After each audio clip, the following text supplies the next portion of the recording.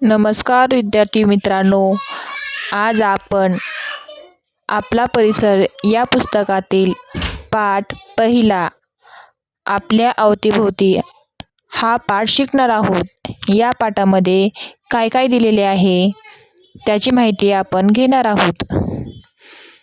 मुलांनो, हे तुम्हाला चित्र दिसते, याच्यामध्ये काय काय दिसतं तुम्हाला? एक बॅट दिसते, एक मटकं दिसतो, एक रील दिसतो, एक कप दिसतो। शेजारी दिलेल्या प्रश्नांची उत्तरे देऊयात आपण। या वस्तू तुम्हाला नक्की ओळखता येतील? सांगा मग, या वस्तू कशापासून बनलेल्या आहेत?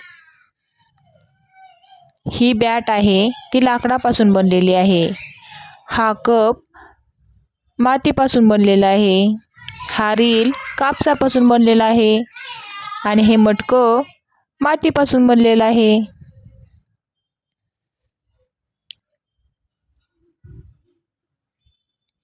त्या कोणत्या पदार्थापासून बनलेल्या आहेत ते सांगितलं।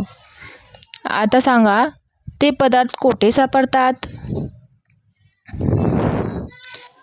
हे सर्व पदार्थ आपल्याला निसर्गात सापडतात।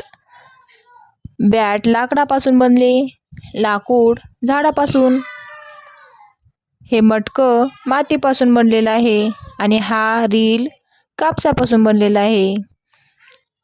हा कप मातीपासून बनलेला आहे।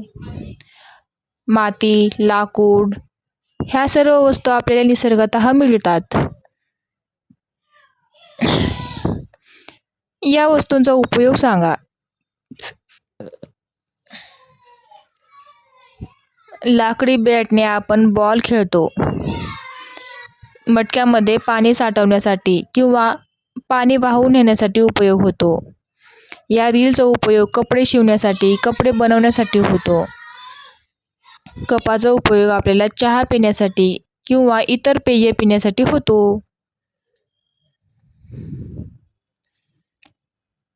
या वस्तूही तुम्हाला ओळखता येतील।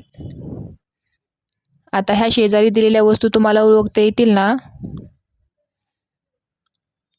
पहिल्यांदा तुम्हाला केळी दिसते,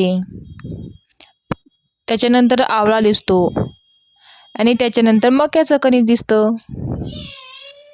या कुठे मिळतात? याचा उपयोग काय? तर विद्यार्थ्यांनो, ह्या सर्व वस्तू आपल्याला शेतात भेटतात किंवा फळभाजी मार्केटमध्येही दिसतात आणि ह्या